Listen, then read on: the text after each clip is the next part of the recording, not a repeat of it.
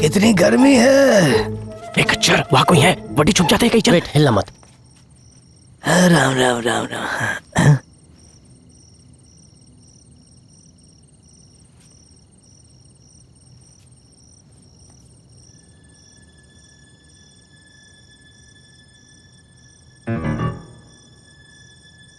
पारो, मेरा चश्मा तो लेके आ। अबे बुढ़ापे में भी पड़ोसन को ताड़ेगा, आके चुपचाप सो जा।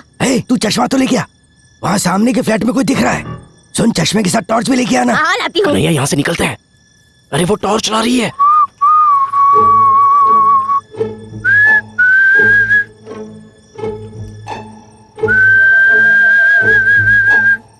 अरे सुबह के टाइम उस फ्लैट पे कोई नहीं आता तो अब कौन आएगा?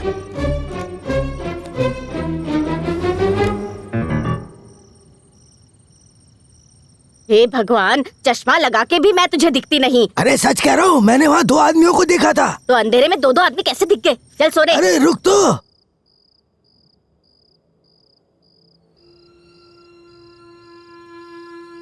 हमसे पहले कोई और भी आके गया है।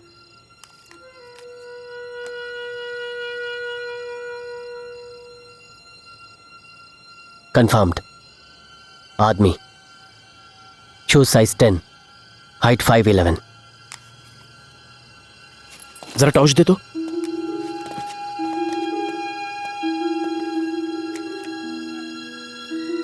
ना हाइट दिखे ना साइज। तो शोध, हूं पकड़ो।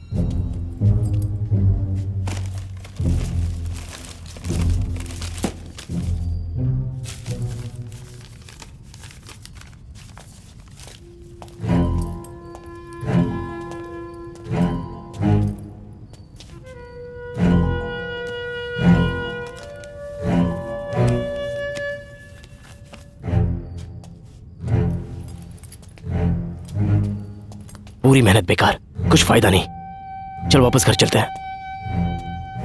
सब कुछ हमारे सामने होते हुए भी कमबख्त मौके पर नजर नहीं आते। ऐसा ही है ना मनोहर?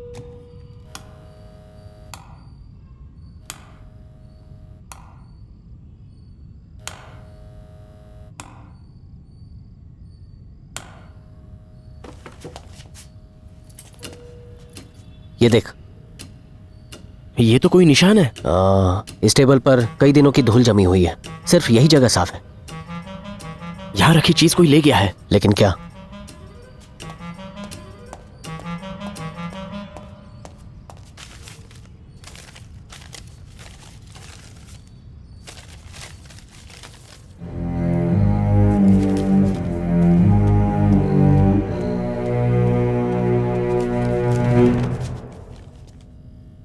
मनोहर, टेप दो। अपने मोबाइल पे बुक्स का एप्लीकेशन खोलो। उसमें तुम lightning physics and effect type करो।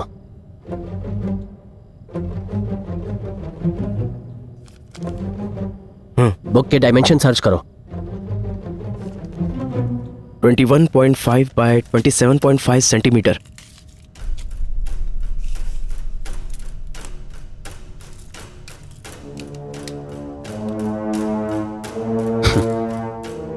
અહીંયા એ જ બુક પડી હતી, લાઇટનિંગ ફિઝિક્સ એન્ડ ઇફેક્ટ.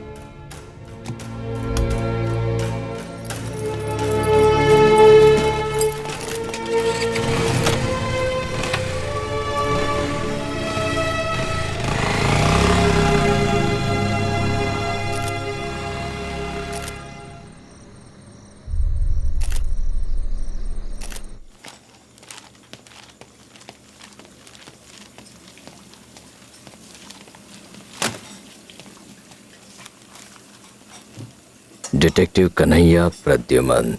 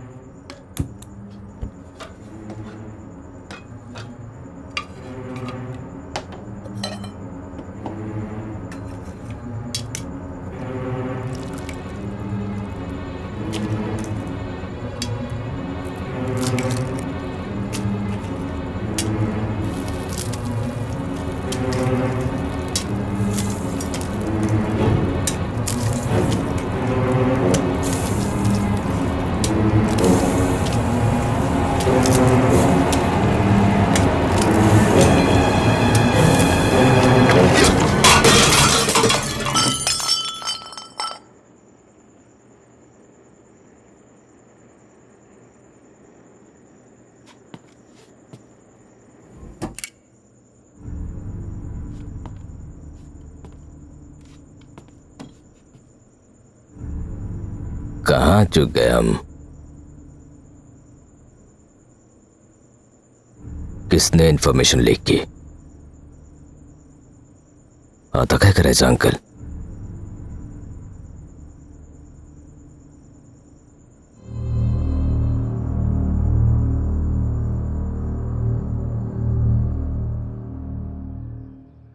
मनोहर, उठ मनोहर. वो गुंडा जो वहां से भागा था,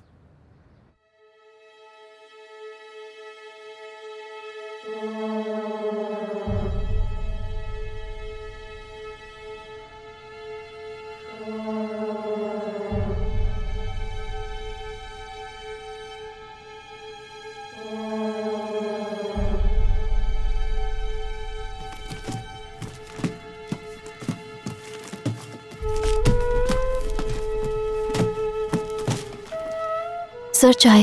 चा मांगी के? मैं चा मांगी के भाग गई थी.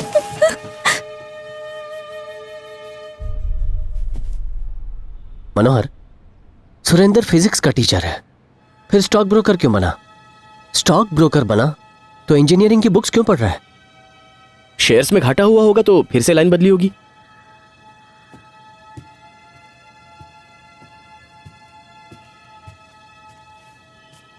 जो स्टडी करवी जो है तो लाइटनिंग का टॉपिक क्यों? वटी लाइटनिंग तो फिजिक्स ही है ना. नहीं मनोहर, हमें उलझाया जा रहा है. कुछ तो मिसिंग है. कोई सुरेंद्र के घर से लाइटनिंग का बुक क्यों चुराएगा? कौन हो सकता है वो?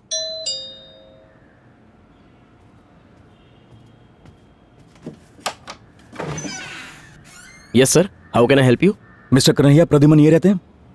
Yes sir, come in please. Sir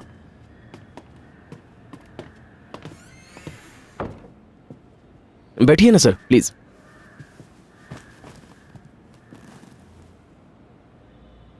Kanhaiya. हाँ, उनसे पहले तो सायरन की आवाज पहुंची. मिस्टर कन्हैया, एक केस के सिलसिले में मुझे आपकी एडवाइस की जरूरत थी. सॉरी सर, फिलहाल बिजी हूं, आप जा सकते हैं. मिस्टर कन्हैया, क्या तुम जानते हो ये कौन है? Yes yes I know. यह है असिस्टेंट कमिश्नर विजय कुमार और आप इंस्पेक्टर माधवन. एसीपी पॉल की डेथ के बारे में बात करने आए हैं, जो 2 हफ्ते पहले कोलैप्स हो गए और 3 दिन बाद उनकी डेथ हो गई. ऑटोप्सी रिपोर्ट के हिसाब से उनके सारे वाइटल ऑर्गन्स पे हेमरेज है. उन्हें गवर्नमेंट सेमेट्री में दफनाया गया था. Now the case is closed. फिर भी यहाँ क्यों आए हो? मिस्टर कन्हैया, हमने आपकी बहुत तारीफ सुनी है. आपने वो केसेस सॉल्व किए हैं जो पुलिस के लिए भी सॉल्व करना मुश्किल था, and I really appreciate that. दरअसल एक पर्सनल मैटर था, बस उसी सिलसिले में मैं आपकी मदद चाहता था। ओके, बताइए। एसीपी पॉल और मैं कॉलेज के ज़माने के फ्रेंड्स थे। 22 सालों की दोस्ती थी हमारी। उसे कोई बुरी आदत भी नहीं थी, शराब को वो हाथ भी नहीं लगाता था। शराब तो क्या, सिगरेट तक नहीं पीता था। और जानते हो, वो एक बहुत अच्छा स्पोर्ट्समैन था। आज तक उसे कोई हेल्थ इशू नहीं थी, फिर अचानक उसकी डेथ कैसे हो सकती है? ऑटोप्सी रिपोर्ट किसने बनाई? डॉक्टर सिंघानिया ने। Doctor Singhania, he is a great pathologist. फिर तो रिपोर्ट सही होगी। No mister Kanhaiya, I refuse to believe it was a natural death. If it is not a natural death, then what is it? Murder? वैसे कुछ newspapers वालों ने भी यही बात छापी थी। पेपर वाले कुछ भी छापते हैं।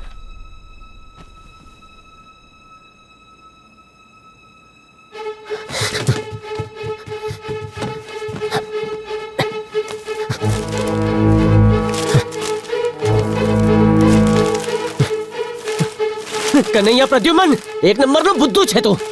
ओह माय गॉड, ये से क्या हो गया? अंदर किससे बातें कर रहा है? समझो। एक मिनट सर, मैं अभी आता हूँ।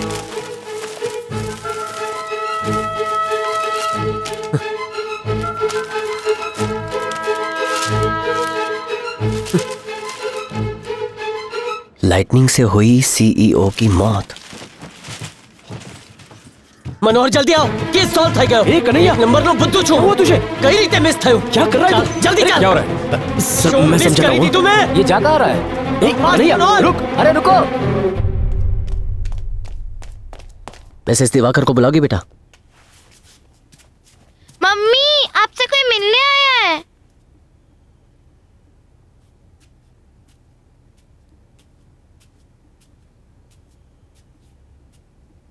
कहिए, क्या काम है?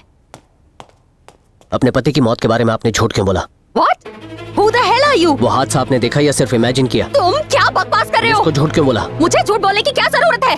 मैं कन्हैया क्या बोल रहा है? सॉरी मैम, इसकी बातों को दिल पे मत लीजिए। सच बताइए, झूठ क्यों बोला? कैसा झूठ? वो भी अपने पति के बारे में? अपने पति, अपने बेटे को अपनी आंखों के सामने मरते देखा है मैंने। रोज उन्हें याद करके रोती हूँ मैं।